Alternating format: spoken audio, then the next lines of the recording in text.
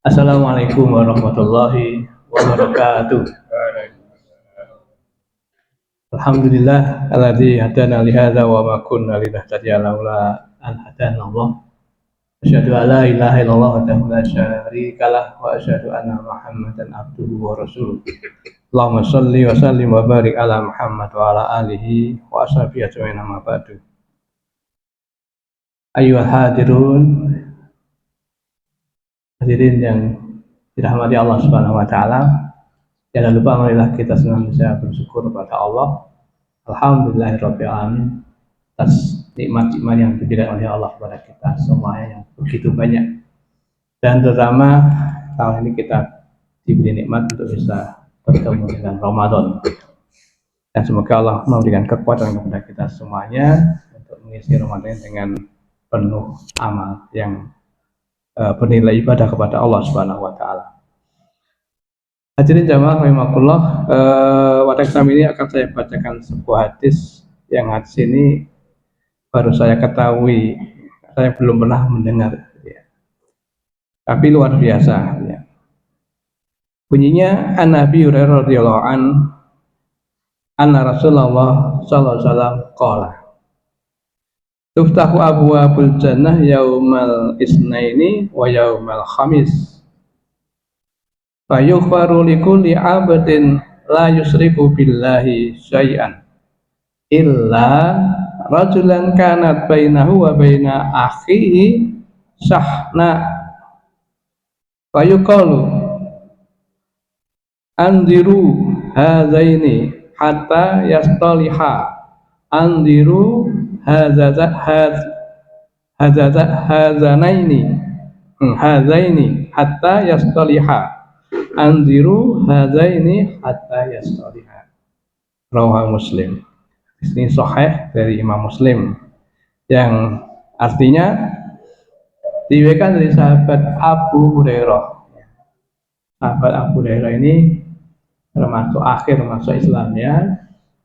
Dia bertemu dengan Nabi 3 tahun. Tapi Masya Allah, karena Abu Hurairah ini tinggal di masjid termasuk Ashabus Suffah, tinggal di masjid, di emperan masjid, maka dia sering menyertai Nabi dimanapun Nabi, sehingga beliau termasuk sahabat yang paling banyak mengumpulkan hadis.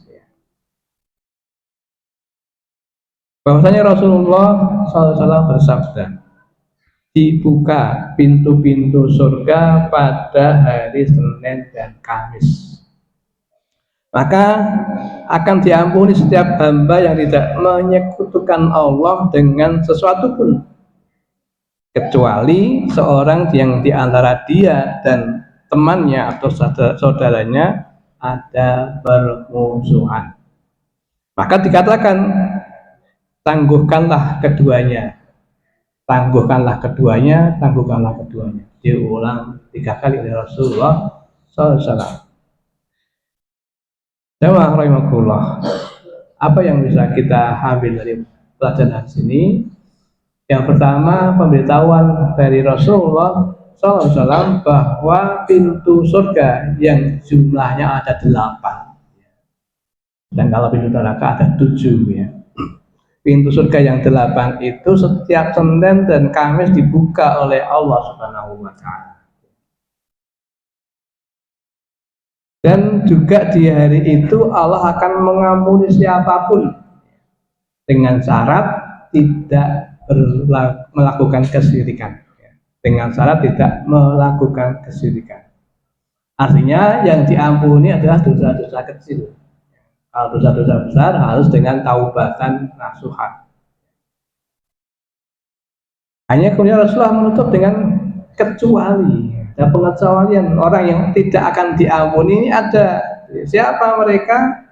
Itu orang yang dia dengan temannya atau saudaranya itu ada permusuhan, ada kedengkian, ada kemarahan, sehingga kalau itu belum saling memaafkan maka dosanya tidak diampuni, ditunda, ditangguhkan, ya, gara-gara ada permusuhan.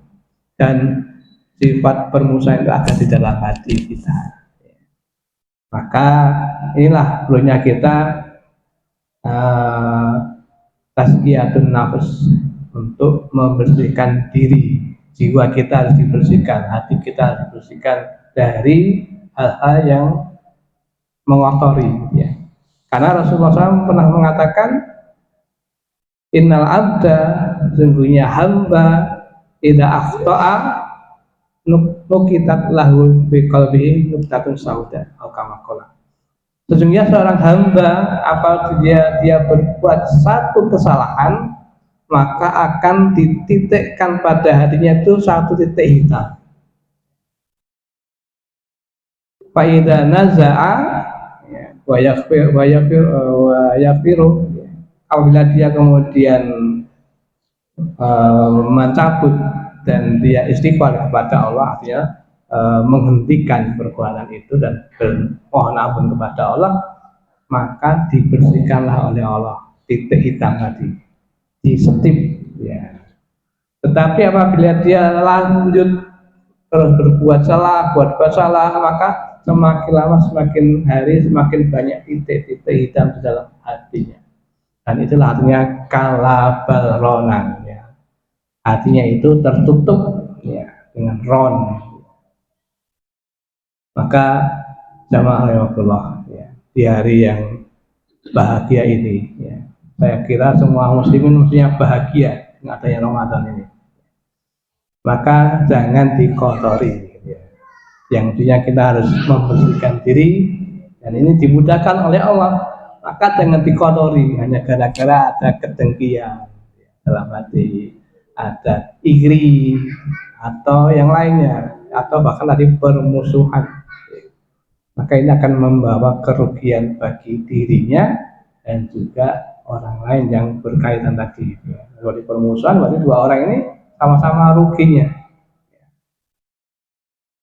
Sama ini kaitannya dengan Ramadan, maka kemarin sudah saya sampaikan, kalau Ramadan kita termasuk bersihnya hati. Maka ya termasuk rasa-rasa yang ada di dalam hati yang tidak mengenakan ini adalah kita kikis.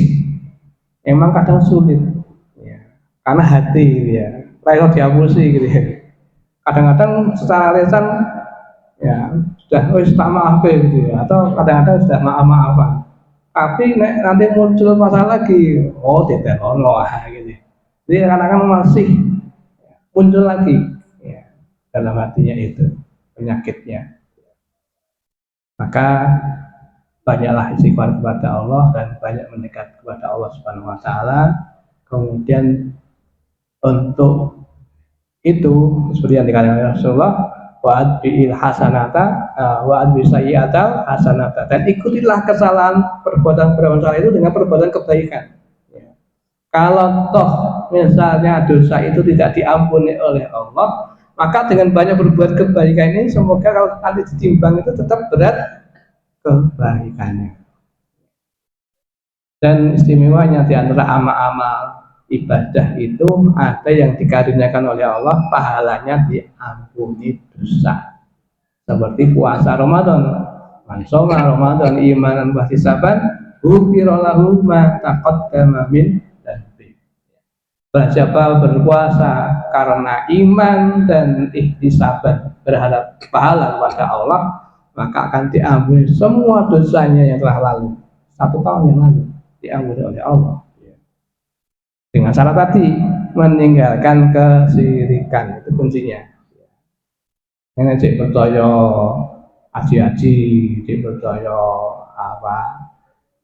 dukun, haji percaya dengan penglaris dan sebagainya, maka tidak akan diampuni ini.